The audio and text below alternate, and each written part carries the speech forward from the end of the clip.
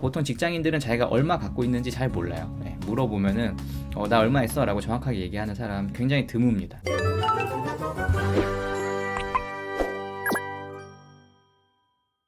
안녕하세요. 경제자유의 시작 투동지연구소입니다. 오늘은 각잡고 가계부의 6번째 시간입니다. 지금 2월 중순에 다가가고 있는데 가계부 잘 쓰고 계시죠?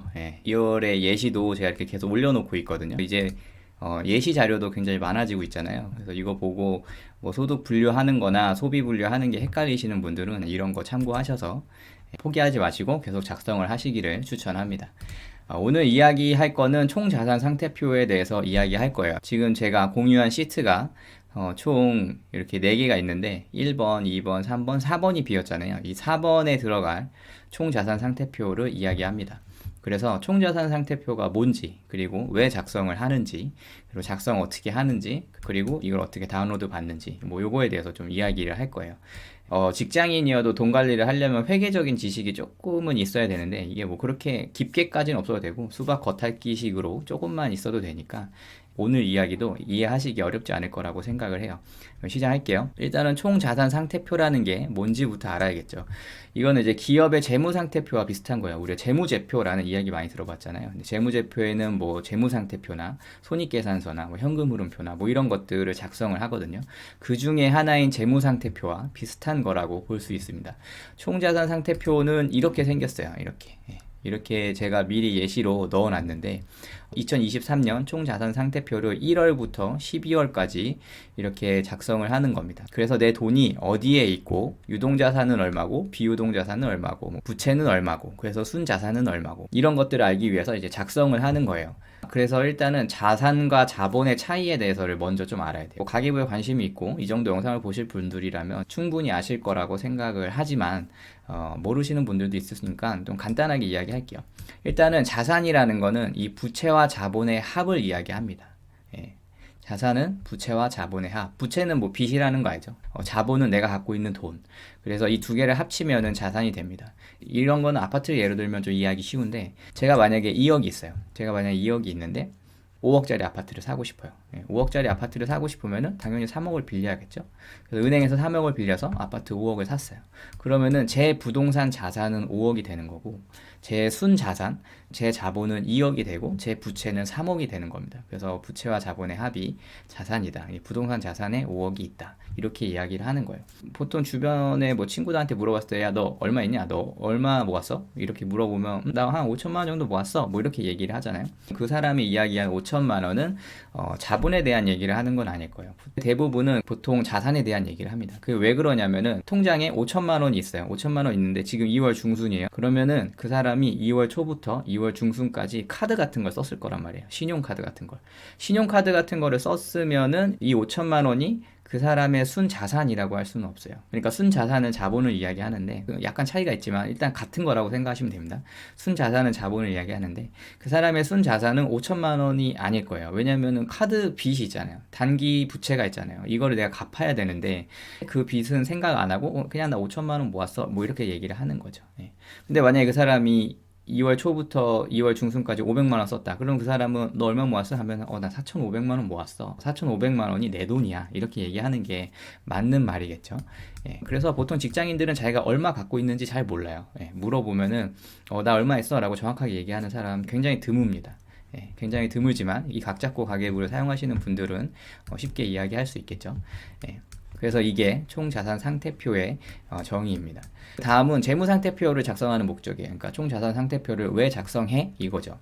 그 이유는 나의 순자산을 알기 위해서입니다. 그러니까 내가 갖고 있는데 그 중에 부채가 얼마고 정말 그 중에 내 돈이 얼마인지 이거를 알기 위해서요.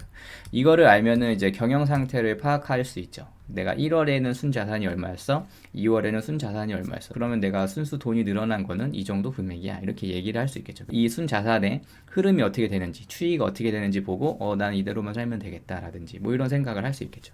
그리고 두 번째는 동원 가능한 투자금을 파악하기 위해서입니다. 그러니까 내가 실제로 가용할 수 있는 돈이 얼마인지 파악을 해야 돼요. 그래야지 투자를 할 때 뭐 장기로 투자할 건지 분할로 투자할 건지 이런 거를 계산을 할 수 있으니까 그래서 동원 가능한 투자금을 파악하기 위해서 총자산 상태표를 작성하게 됩니다.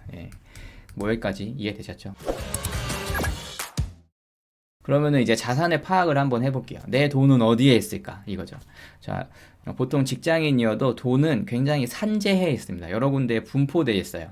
근데 그거를 이제 정확하게 다 모아서 관리를 하거나 굴리거나 하시는 분들이 좀 드물죠. 그런 거가 드무니까 재테크를 어떻게 하는지 막 검색을 하고 방법을 찾고 하겠죠. 그래서 자산을 먼저 파악을 해야 돼요. 가계부도 똑같고 투자도 똑같지만 일단은 나를 알아야 돼요. 내가 어떤 사람인지, 내 돈이 어디 있는지, 내가 얼마를 써도 되는지, 내가 얼마를 벌 수 있는지, 뭔가 자신의 캐파도 파악해야 되고 내가 가용할 수 있는 도구가 어떻게 되는지를 일단은 파악을 해야겠죠. 그래서 내 돈이 어디 있는지는 두 가지로 분류할 수 있을 것 같아요. 첫 번째는 장소에 따른 분류를 할 수 있어요. 일단 내 돈은 세 군데에 있어요. 집에 있거나 회사에 있거나 국가에 있습니다. 이 회사는 타인을 의미해요. 가까운 집부터 생각하면 지갑에 있을 거예요. 지갑. 내 돈이 지갑에 있잖아요. 현금에. 그리고 집안 어딘가에 있어요. 뭐 대지저금통에 있을 수도 있고 봉투에 넣어가지고 이런 선반에 올려놓을 수도 있고 그리고 뭐 집문서, 땅문서가 집에 있죠. 예. 내가 집이나 땅을 다른 데 갖고 있더라도 문서는 집에 있으니까 일단 그 집에 돈이 있습니다. 예. 집에 돈이 있고 그 다음이 타인에게 있어요. 내가 누군가한테 돈을 빌려준다. 뭐 이렇게 하면은 그 사람한테 제 돈이 있잖아요. 받을 돈이 있는 거고 이 타인은 회사를 의미하기도 해요. 쉽게 생각해서 포인트 회사 같은 거 네이버 포인트, 카카오페이, SSG페이, G마켓, 스마일페이 뭐 이런 것들 페이유가 있고 내가 쓰는 신용카드에 포인트가 들어가 있을 수 있어요. 각종 신용카드의 포인트와 그리고 컬처랜드 그러니까 문화상품권이죠. 해피머니, 부겟라이프 뭐 이런 것들에 이제 제 돈이 이렇게 들어가 있죠. 산재에 있죠. 그리고 많은 분들의 돈은 이제 은행에 있죠. 1금융권, 뭐 상호금융권, 뭐 저축은행, 우체국 이렇게 은행에 돈이 있고 증권사에도 돈이 있죠. 내가 어느 회사의 주식을 샀다. 그럼 그 주식을 산 기록이 이제 증권 계좌로 남아 있잖아요. 그러니까 증권 계좌에 있거나 이제 주식을 사기 위해서 CMA 통장에 넣어 놓는다든지 혹은 내가 회사에서 퇴직금을 받잖아요. 퇴직금을 받으려면은 그 회사에서 퇴직금을 뭐 DC형이니 DB형이니 해서 위탁을 해 놓잖아요. 그렇게 해서 퇴직연금 같은 거. 이런 게 이제 제 돈이고 회사에 있다는 거죠. 그리고 마지막으로 이제 국가에 있어요. 저희가 직장인이니까 일을 하면서 국민연금을 매달 내잖아요. 이게 나라에 있습니다. 이렇게 장소에 따라서 일단은 분류를 할 수 있겠죠. 집에 있는지, 회사에 있는지, 국가에 있는지.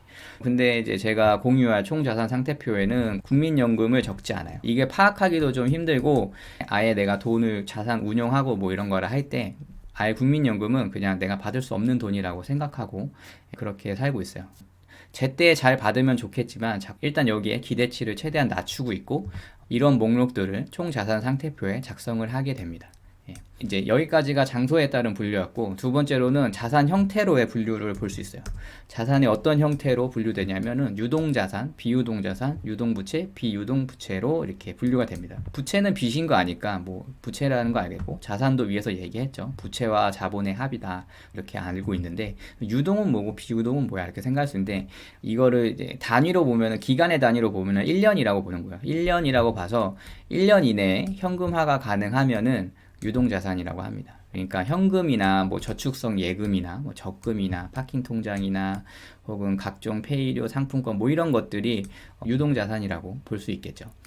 근데 1년 이내에 현금화가 불가능하다. 뭐 내가 보증금이다. 뭐 연금 저축이다. 퇴직연금이다. 뭐 이런 것들이나 뭐 ISA다. 뭐 이런 것들은 그거를 중도 해지해서 현금화할 수는 있지만 사실상 그렇게 하면은 손해가 많잖아요. 그러니까 그렇게 하지 않는 거니까 이런 것들은 비유동 자산이라고 이야기합니다. 보증금 같은 경우에 내가 만약에 뭐 나갈 날이 일주일밖에 안 남았다. 그러면은 이게 유동자산이냐 이렇게 생각할 수도 있는데 이 보증금은 남한테 갖고 있는 돈이잖아요. 그러니까 만약에 내가 전세를 사는데 보증금이 걸려 있는데 다음 주에 나간다고 이걸 유동자산으로 보지는 않아요. 왜냐면 그게 들어오기 전까지는 내가 쉽게 현금화할 수 있는 건지 아닌지 모르잖아요. 그 사람이 줄지 안 줄지도 모르겠고 다음 전세자가 들어와야 그 돈을 받을 수 있는데 그래서 전세 보증금 뭐 이런 거는 비유동자산으로 일단 저는 그렇게 분류를 합니다. 그리고 똑같이 1년 이내에 갚아야 할 부채는 유동부채라고 하고요. 가장 대표적인 게 카드 대금이겠죠. 카드 대금은 이제 한 달에 한 번 갚아야 되잖아요. 물론 뭐 연체가 되면은 뭐 2달, 3달 이렇게 밀 수도 있지만 보통은 그렇게 하지 않겠죠. 연체금이 붙으니까. 그리고 비유동 부채는 1년 이상 갚아야 할 부채. 뭐 전세자금 대출이나 뭐 주택담보대출이나 뭐 이런 것들이 있겠죠. 장기로 빌린 것들. 그래서 이런 거를 이렇게 네 가지로 나눠서 이제 작성을 하게 됩니다. 그래서 총자산 상태표 한번 보면은 본인의 총자산 상태표를 작성을 하고 배우자의 총자산 상태표를 작성을 하고 그 다음에 우리 회사의 총 자산 상태표를 작성을 합니다. 그래서 매월 1일이 기준인데 1월이면은 12월 31일 날 저는 월말 정산을 하면서 쫙 작성을 해요. 뭐 하루 차이니까 월 말에 마지막 날에 이렇게 쫙 작성을 합니다. 그러니까 이거를 공유를 제가 지금 하면은 2월 거를 쭉 작성을 해보시면 되겠죠. 그리고 2월 말이 되면 2월 28일이 되면은 3월 1일에 작성한다는 생각으로 3월 거를 쭉 작성을 하겠죠. 그래서 월말 정산을 제가 월 말에 하셔야 됩니다 이런 얘기를 하잖아요. 그래서 배우자 있는 분들은 배우자한테 이런 걸 물어보는 거예요. 통장이 얼마 있어? 뭐 통장 여러 개 있을 거 아니에요. 통장이 얼마 있어? 지금 지갑이 얼마 있어? 페이 갖고 있는 거 얼마야? 뭐 이런 거를 적어가지고 이렇게 쭉 작성을 하는 거죠.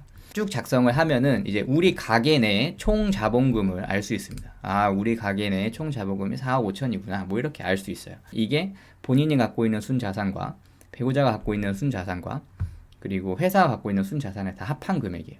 그래서 이걸 표로 이렇게 나타내서 순자산은 4억 5천 정도가 있고 본인이 3억 있고 배우자가 뭐 1억 있고 우리 회사의 순자산은 5천이 있구나 뭐 이렇게 알 수 있는 거죠. 그래서 이 그래프가 이렇게 쭉 우상향을 하는 거를 바라면서 저희는 이제 가계부를 작성을 하겠죠. 네, 그래서 이렇게 확인을 할 수 있습니다. 그래서 여기서 보면 아까 아파트 얘기했듯이 전세 아파트인데 보증금이 5억이에요. 그럼 5억을 그냥 적는 거예요. 5억을 그냥 적고 전세자금 대출을 2억을 받았으니까 비유동 자산이 5억 있고 비유동 부채가 2억 있어서 순자산은 3억이다 이렇게 나오는 거죠. 네, 이런 식으로 계산이 자동으로 되는 겁니다. 이 연두색인 셀은 수동으로 적어줘야 되고요. 여기 약간 연두색이 아닌 이런 셀이 있어요. 이런 거는 이제 가계부 시트와 연결이 돼 있어요. 우리 회사에 내부 회사에 유동자산, 파킹 통장에 고정비, 생활비, 부모님, 여행, 비상금, 투자예비 이렇게 있잖아요. 이렇게 1월 보면은 1월에 이렇게 있잖아요. 네. 이 금액이 이렇게 자동으로 기입이 되어 있는 거죠. 예. 수식을 보면 자동으로 기입이 되어 있어서 월 초에는 이렇게 작성이 되겠죠. 월 초에는 돈이 제대로 들어가겠죠. 하지만 이제 제가 가계부를 쓰면서 더하고 빼고 하면서 이제 이게 자동으로 월 말이 되면은 자동으로 한 달 사용한 금액을 빼고 이렇게 기입이 되어 있겠죠. 현금, 상품권, 포인트, 지역화폐, 저축계좌도 똑같아요. 다만 이 저축계좌 같은 거는 이제 통합으로 쓰기 싫은 분들도 있을 거예요. 그런 분들은 이 함수 걸려 있는 거를 지우고 수동으로 이렇게 작성을 해야겠죠. 예, 수동으로 작성을 하셔야 되고 예, 그렇게 작성을 하면 자동적으로 계산이 다 될 겁니다. 예, 다 되고 이제 만약에 내가 솔로다, 미혼이다 하면은 이 중간에 배우자 있는 표가 이제 거슬릴 수도 있잖아요. 그러면은 이 50행부터 95행까지 지정을 해가지고 마우스 오른쪽 클릭하시고 행 작업 더보기 해서 그룹화 하면 됩니다. 예. 그룹화 하면은 이렇게 그룹화 해가지고 묶어 놓으면 돼요. 아니면은 이렇게 풀어 놓고 이거 지울 때는 마우스 오른쪽 클릭해서 그룹 삭제하시면 되고요. 그래서 여기 보면은 이제 사람마다 이 유동자산의 항목이 굉장히 많을 수도 있잖아요. 저도 굉장히 많이 쓰는 편인데 왜냐면 이 캐시나 뭐 이런 것들을 막 카테크하고 상테크 하면서 막 돌리고 해가지고 굉장히 많은데 더 있을 수도 있으니까 이렇게 다 묶어놨어요. 그래서 필요하신 분은 풀어서 쓰시고 아니면 좀 지저분하면 이렇게 묶어 놓으시고 하시면 됩니다. 예. 그래서 다 묶어놨고 이렇게 해서 쓰시면 됩니다. 이제 마지막으로 이걸 공유하는 방법 말씀드릴게요. 이거를 만약에 또 다운을 받으면은 내가 지금까지 쓴 가계부를 또 다시 작성해야 되는 그냥 번거로움이 있을 수 있잖아요. 그러니까 이 밑에 시트에서 총자산 상태표 이 클릭을 하면은 다음으로 복사하기가 있어요. 다음으로 복사하기에 커서를 올리고 기존 스프레드 시트 이렇게 눌러볼게요. 눌러보면은 내가 갖고 있는 스프레드 시트가 쫙 나와요. 그래서 최근 항목 이렇게 보면은 가계부를 뭐 최근에 쓰셨던 분들은 이렇게 있겠죠.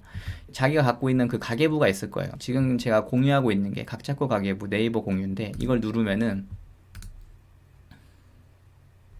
스프레드 시트 열기 누르면은 여기 이렇게 들어온 거를 확인할 수 있어요.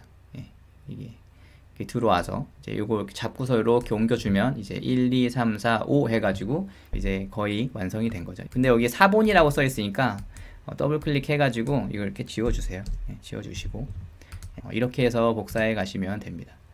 그래서 제가 지금 한번 테스트 해봤는데 뭐 수식 오류가 나는 거는 없는 것 같아요. 근데 뭐 수식 오류가 날 수도 있는데 뭐 그런 거 있으면은 제보 주시고 질문 게시판에 남겨주시면은 뭐 제가 답변 달아드리면 되니까. 예, 뭐 이런 거 수식 고치는 거야 완전 껌이죠. 예, 원하는 거 거의 모든 걸 다 여기서 실현할 수 있어요. 스프레드시트에서. 예, 그래서 이렇게 하시면 되고 이렇게 쭉 작성을 하시길 바랍니다. 예. 작성하시면서 조금 재미를 들으셨으면 좋겠어요.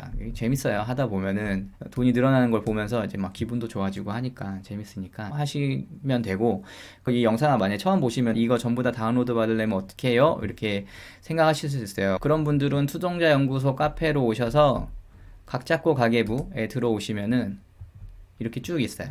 예. 그래서 여기 다운로드 하기 있거든요. 투동자 가계부 다운로드 해서 이걸 누르시고 들어가셔서 이 링크를 누르면은 이제 액세스 권한이 나와요. 그러면 여기에 카페 본인의 별명을 적어주시면 돼요. 그러니까 카페를 가입을 하셔야겠죠. 그리고 투동자 계급으로 올라가야 되는데 뭐 하루 만에 됩니다. 그냥 뭐 댓글 하나 그리고 글 하나 남기면 되는 거니까 여기다 이렇게 본인의 별명을 남기시고 액세스 요청하시면 돼요. 근데 한 가지 아셔야 될 게 모바일로 하면은 이 화면이 안 나올 수도 있어요. 이 가계부 자체가 지금 컴퓨터로 쓰게 하기 위해서 이렇게 만든 건데 모바일로 하지 마시고 되도록이면 컴퓨터로 신청을 하시고 별명을 적지 않으면은 제가 승인 요청을 하지 않습니다. 예. 이 별명 없이 오는 이메일이 너무 많아서 오늘 한번 말씀드리는 거예요. 카페의 별명을 꼭 적어주시기 바랍니다. 그래서 오늘은 총자산 상태표에 대해서 이야기를 했습니다. 이거 다운로드 받으셔가지고 이제 2월 가계부 계속 꾸준히 잘 쓰시기를 바랍니다. 오늘 영상 여기까지 할게요. 영상이 도움이 되셨다면 좋아요, 구독하기, 알림 설정 부탁드리겠습니다.